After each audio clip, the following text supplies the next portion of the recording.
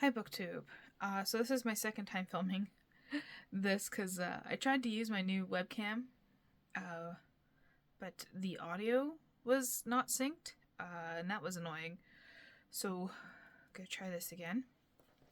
I'm just coming with a currently reading video, telling you. I'm now looking at my mouth to make sure that it's matching with the words. It's annoying.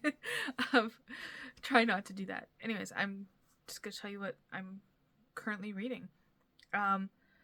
Yeah, so before I forget, a book did carry over from last year. It's an audiobook. And that is A Swim in a Pond in the Rain by George Saunders.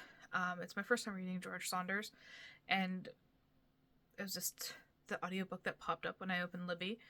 And yeah, it is about, he basically goes through, I believe there's seven short stories written by Russian authors, and then he goes through and explains why they are like well written, and explains how they are written and ways that you can use that in your own writing. I'm looking at it as more of a analysis perspective than an interest in writing further. But yeah, it is really interesting, and I really appreciate like his insights into the story and the way they were written. Yeah, pretty cool. And then I got my stack of books here because I can never just read one book at a time. I always have to have multiple books going on. And I'm just going to pull them off in the pile in the way they are. So this here is A Wizard of Earthsea by Ursula K. Le Guin. This is a reread for me, but it's almost like I'm reading it for the first time because I forgot so much about it. It's been such a long time. And I love Ursula K. Le Guin. I really do. I read more for science fiction than her poetry. Not her poetry. Sorry, I got poetry on the brain. I read more for science fiction than her fantasy. And this is fantasy. I'm just gonna adjust this just a little. There we go. So yeah. So this is the story of Ged, or Sparrowhawk, whatever you want to call him.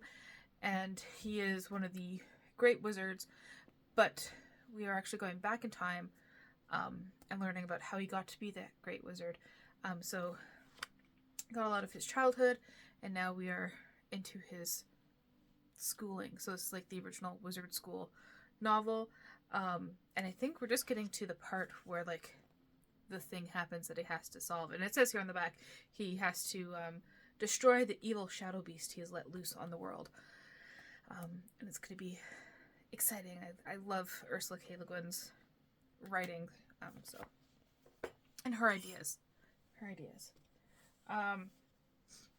This book I can go on for hours about, even though I've only read 58 pages of it.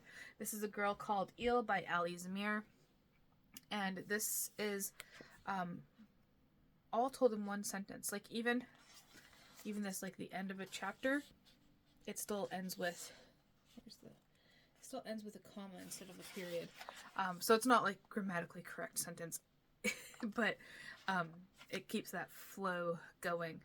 And so this is a story a girl is telling while she is adrift, and it doesn't say on the back, and it hasn't expressed it yet.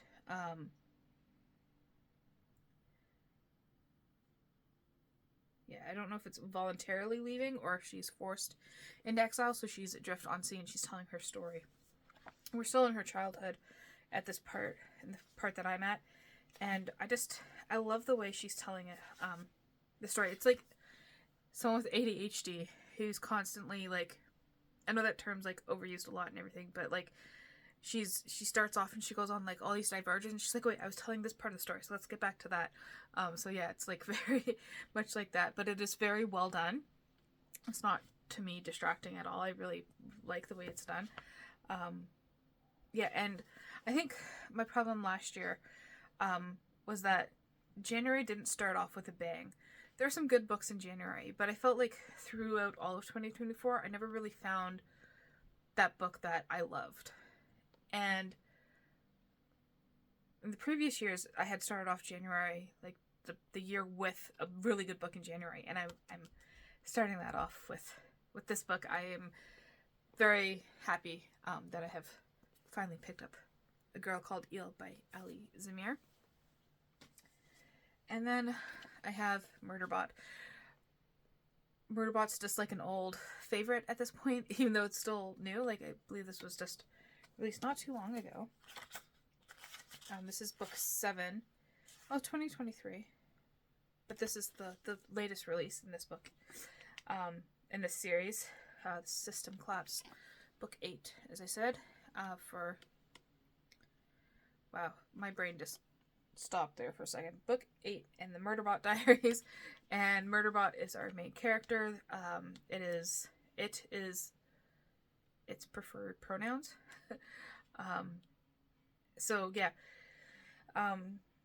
it can't tell you about this one because it's book 8, as I said, and there will be spoilers. But in the first book, we meet them. It has hacked its governor module, which, okay, so I should go back and explain that Murderbot, if you don't know, is kind of like a cyborg. They're part human, part robot. They call themselves a construct, is the term used here, so I don't know if cyborg is the correct term, but the correlation is there. But the governor module is installed to keep them, like, in line with their corporate overlords' wishes. But this one hacks its governor module and is able to have free will, and it's all about discovering what they want to do with that free will. Yeah, and fitting in with society. I love Murderbot. I probably should have started off with the book that I have finished, and that's Dinosaur Sanctuary Volumes 3 and 4.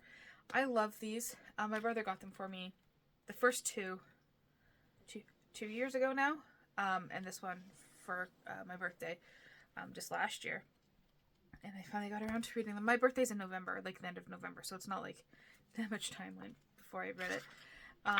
Yeah, and it's like my two favorite things, Jurassic Park and manga, like combined into one. I love Jurassic Park. You won't be able to see the poster from here, but I have a really cool poster over there of Jurassic Park.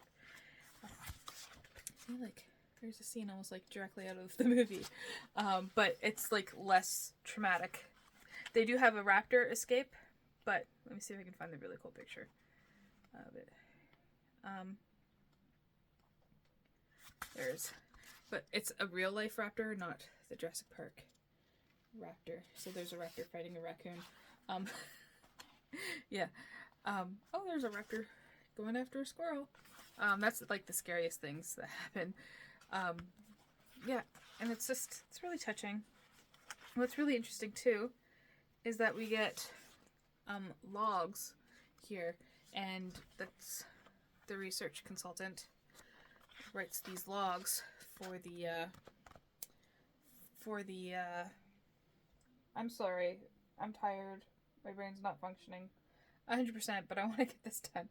He writes little like paleontological bits and explains certain things. So like there's a part further back here where they're trying to like generate more interest in dinosaurs, and one of the things they do is they start this social media thing. Well, I thought it was further back here. Anyways, they have the Stegosaurus, and she takes a picture of it. Huh. It's not... it doesn't really matter, but it looks like it's smiling. And then the paleontologist explains why, you know, that's actually... There it is. It's at the beginning as opposed to the end. Stegosaurus smiling. And the paleontologist explains how the structure of Stegosaurus's face would make it look like it was smiling from certain angles. So, like, he incorporates what the paleontologist writes about in the drawings. My brains. This is just how I am today. I'm sorry. I also do a poem a day. I have been uploading my analysis onto YouTube every day, just kind of very hasty, on the fly kind of stuff. Nothing too in depth. So a few pages into that. I'll link that down below. That's some nice poems in here. This is A Book of Luminous Things.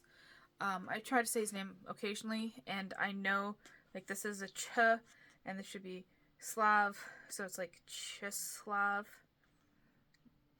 Milos. It's how I think it's pronounced, but I'm probably totally off, because that's how you say those letters in the Ukrainian. That's my last name has those letters in that, so that's what I'm assuming, but yeah. So yeah, I'm reading that. Do I have a favorite poem yet that I've read?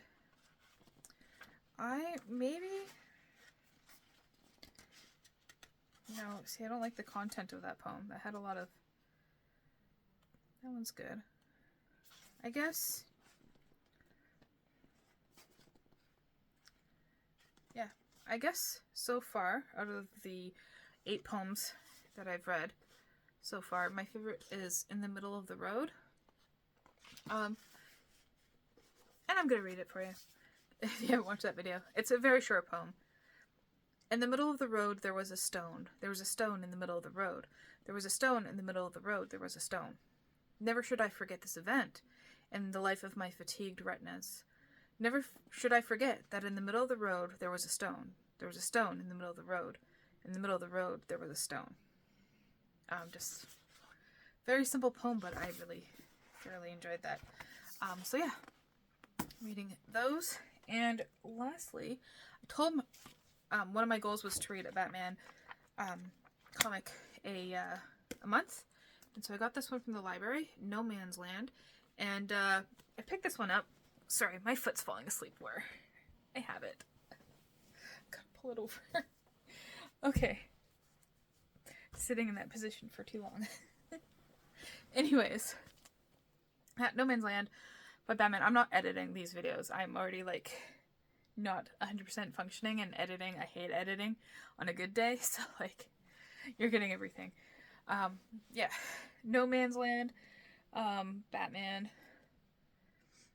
Yeah, and so basically everything's gone bad that can go bad in Gotham. There's been a pandemic. There's been a earthquake. The city's most dangerous felons have escaped. And the U.S. government is just like, screw it, you're on your own. So yeah, we are in no man's land. And I thought, this is perfect reading for, you know, what we're facing in 2025. So, at least in, you know, North America so far. I've took a break from the news, so I'm not too sure what's going on in the other world. It's getting to be too much after the election. Is like, I need a break. So I'm just getting back into the news, and everything's happening, isn't it? Like, everything's happening. But yeah, this will hopefully take my mind off all that stuff. Not really, but, you know, at least I can hold out hope that maybe we'll have... Was that... What the heck was...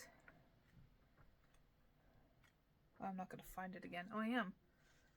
Oh. That's an interesting take on Batwoman. I don't know if that's actually Batwoman or not. I guess... Or if it is just a... No, it is a Batwoman. I was like, I don't understand how they have drawn her. Interesting. I'm not going to show you because it's not... I don't know. It's a little graphic. Yeah, and this is written by a bunch of people. There's a whole content. I think there's like 6 or 7 different authors, and not to mention like people who've drawn it and stuff like that. So I won't tell you that. You can look it up if you're that interested. Internet is a thing. So yeah, that's it for my currently reading. I believe I may pick up a few more books here and there. But yeah. Let me know what you're currently reading, and thank you for watching.